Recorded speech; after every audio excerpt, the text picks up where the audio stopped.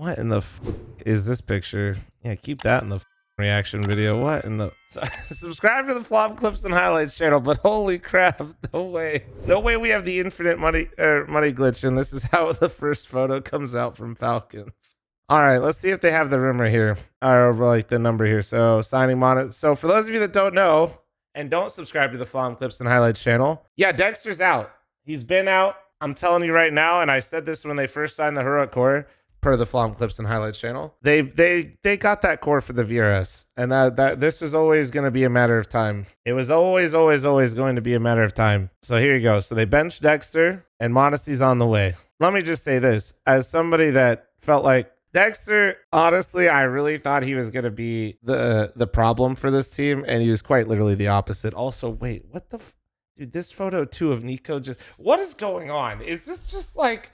Nico is just in the background, like lurking, overlooking this situation. Anyway, point being, Dexter was way better than I thought he would be. He was way better than I thought he would be. I didn't think he was bad coming from the Heroic roster, but I think he really showed what he's capable of. It's pretty sick that he was able to not only just like win this before he got benched, but also the fact that he got MVP. Like, dude, he was sheer impact. I think technically Nico had a better event stats wise, but if you watch the games, dude, Dexter had, I mean, clearly everybody was pulling for the guy because they knew, like, who doesn't like a story of a guy that, you know, is on the way out and then they're getting replaced and they just kind of like lay it all out there, get the win. So I'm happy for him. Like, I really was pretty critical of him when he first joined, and I did think he would get replaced, and it was just like a waiting room. But I want to say, like, I do think he should, like, to me, and not that it fucking matters what I think, but he's really proved himself, man. I think he really did a great job of not just like showing what he can do in the server, like how he handled the situation. I don't know what more you could ask from this guy to like want to see him do well in tier 1 or not proved that he deserves to be in tier 1. I only have great things to say about Dexter, and this is coming from a guy, like I said, that really, I was not a fan of Dexter for a while. I felt like he like took too many resources from his team in CSGO. I always felt like because of the way he played, it forced his team to always play around him, and if he didn't have big games, they lost. And I didn't really like that. Like, I really didn't. I did not like, he was... But I feel like in Heroic and especially now in Falcons, he really evolved his game quite a bit to where he doesn't always have to do that and have all those resources committed to him to find impact in the game. So yeah, he's just impressed me. That's all I wanted to say. Like, you know, we're gonna get to m0NESY here in a second, but he deserves his time, and this dude is, yeah, I hope to see him on a tier 1 team soon.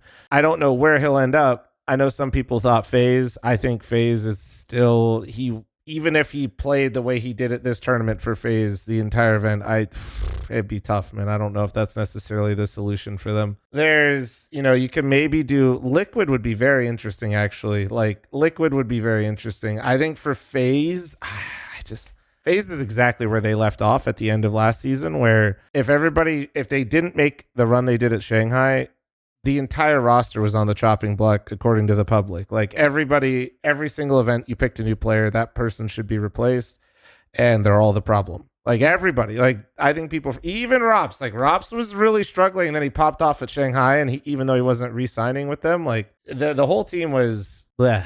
So, I don't know what FaZe is going to do. I don't know if Dexter will be the solution, but to Liquid, that'd be interesting. That'd be really interesting. Now, let's lock in on m0NESY. I mean, we all kind of knew it was coming. Like, I think as soon as we saw how rough G2 was performing without Nico, and then hearing the interviews of how much of a hole he left in that team, I don't think, God, dude, this photo sucks. Is there another one? All right, perfect. That's better. Yeah, this is actually way better. It was just kind of a matter of time before this ended up being the end result. I can't really picture how it was going to go any other way. G2 just, bro, they didn't, sure, Mobs can go play and stand in the positions that Nico stood and played in the server. But at the end of the day, the players knew what he was doing and how impactful he was in the server. And it either seems like, I think the management more so underestimated how much of a hole that would leave in the team. I'm not really anti-snacks, but I still think that one of the biggest mistakes G2 made was, as soon as Shuei became available, not immediately making a move or at least like being in the conversation. Because unless I missed it, I don't think they were in the conversation at all. And that's less to do with Snacks and Taz being some awful duo that everybody else likes to make him out to be, but more so that I think Shuei just has a much larger presence as an IGL. Not physically, of course. Fucking Snacks is a giant. But I think that Shuei demands a lot more in the game whenever you see him play and the way he's built the team. And I think that was actually the problem in m0NESY. I think once Zershin and Torji developed their voices, I think that there was a lot of, like, not clash, but they didn't need him to do that anymore. Kind of like Alexi B sometimes, right? Like people critique him for like maybe trying to do too much for the team. But I think G2 needed that with the absence of Nico.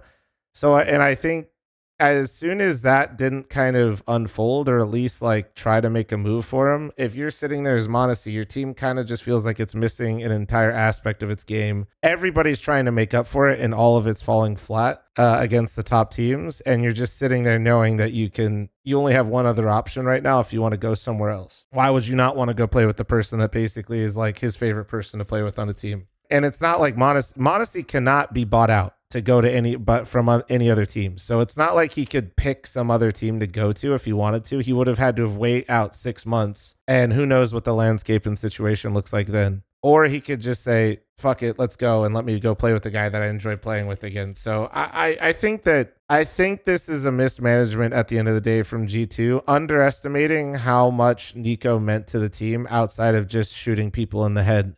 And I think people from the outside start to see how much Nico brings value to the team outside of just like being a really good rifler. As soon as you saw that G2 team kind of like just take a nosedive versus the top teams in the world, because they're still talented. Like you can see G2 just steamrolled their way to the finals when they play lesser opponents. They have so much, like, people like to dog on like m0NESY and all them, but like Heavy God, dude, is a great pickup individually. It's just they when you're against these top teams, you need more than just like being able to like frag. It's just scary when you get both. It's scary when you get both. Now, what do I think of this Falcons roster with m0NESY here? I think Magisk is worse than m0NESY in the anchor positions.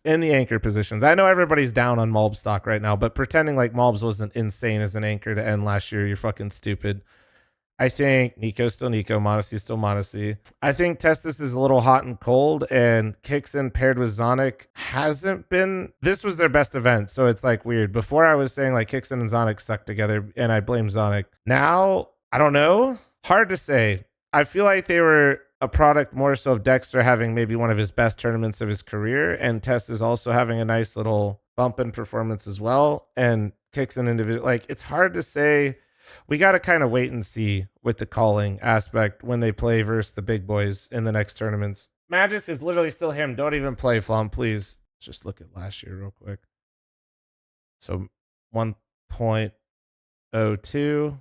Let's just do this. There you go.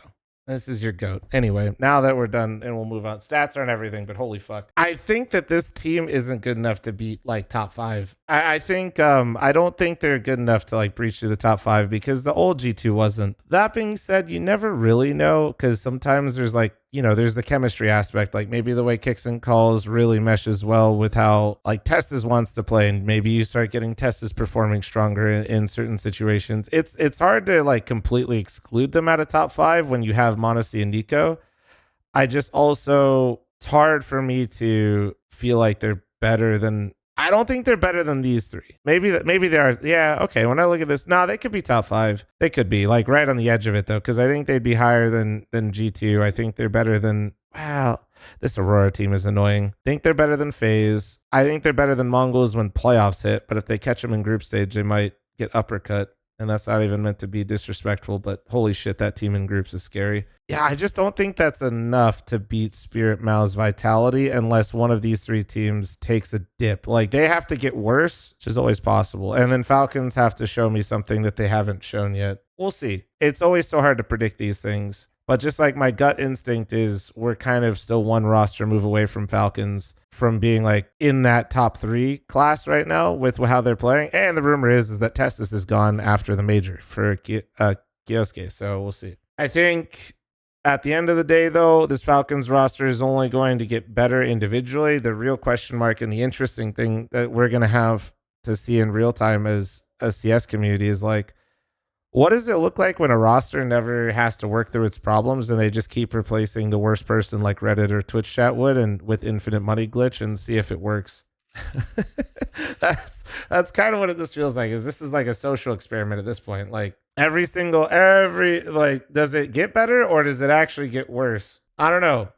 We'll find out real quick. We'll find out real soon. But initial instinct, I think this team will be good. I think Nico and m0NESY can never be counted out together. I don't think their supporting cast is like terrible. I just don't know if it's good enough to consistently beat those top 3 teams we just talked about. But they'll be in the discussion for sure, which is a very different outlook on the Falcons roster considering where they were end of last year. Do they have how much he was rumored to be bought out for? Let's see. Yeah, signed from Navi, a reported $600,000 deal. I mean, the rumor, I don't think they have it in here unless, did I miss it? But if you guys don't know, they bought him out for 2.5. That was like the range, 2.5 on the dot. And keep in mind, they bought him for $2.5 million, guys, when there's only 6 months left on his contract. So that's, to put it in perspective, like where the market's gone, and don't get me wrong, like infinite money glitch here, but Device, when he had 6 months left on his contract, NIP bought him out for $700K. And we thought that was insane. So I'm just trying to give perspective. And remember, this is Device, like Astralis Device. Like not, I guess he is technically still Astralis. Grand Slam major winner, Astralis Device. I'm trying to give perspective. And for those of you that don't know how that works, like that doesn't go to m0NESY, by the way. That goes to G2. So G2 selling Nico and m0NESY net them like around probably $3 to $4 million. Well, no, it's more, right? Because his was rumored at 1.5. So yeah, it might be just 4. So they got about $4 million injected into G2 for 2 players. I still think it's kind of a mistake that G2 didn't try to get Dexter for free out of this, but whatever. Then again, I guess Dexter did have his best performance now, and they probably already did this deal. So yeah, I mean, the rumor that also Falcons is going to go after Kioske, like G2 is going to have to really prove their scouting is decent because they're going to have a lot of money to splash around. And that doesn't mean they need to go buy out people, but also like, surely you need to be, I don't know why they don't go after Shuhei, man. I'll be real. The more I think about this, like the dumber it is that they didn't go after Shuhei. Because like bringing in Shuhei would have helped when m0NESY was here. And then now while he's gone, like having an IGL that has like it's not that I think Snacks is so bad, bro, but also I just don't think he's going to be the IGL of the future, right? Like I can't see Snacks being like the guy for G2 as the IGL going forward. I just think that was a big fuck up, man. No matter how I want to chop this one, and I'm happy that Shuhei's at Liquid, but also, yeah. Because, dude, so now you gotta entice people to come to G2, and you either gotta, like, if you're getting rookies, like, it's like your in-game leader is gonna be Snacks. I just don't know how much, especially with people, how much the desk dogs on him, like Snacks is an IGL. You don't think that affects his perception a little bit from other players? Not saying players listen to the cast for all their opinions or something, but at a certain point, like, yeah, I don't know. That's going to be interesting for G2 going forward. They're going to have a lot of money at their disposal, but they're probably going to have to recruit pretty young and take some gambles on some players. And Kioske is probably already going to go to Falcons, is at least the rumors. So that one's out. So you got to keep looking around.